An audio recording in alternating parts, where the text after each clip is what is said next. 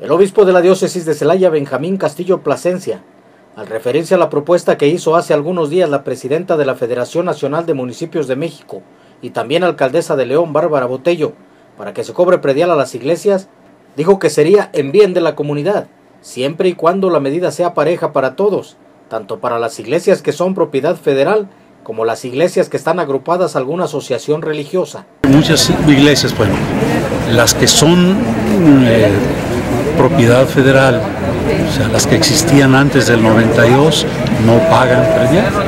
Pagan predial las que son de ahí para acá, que se hicieron.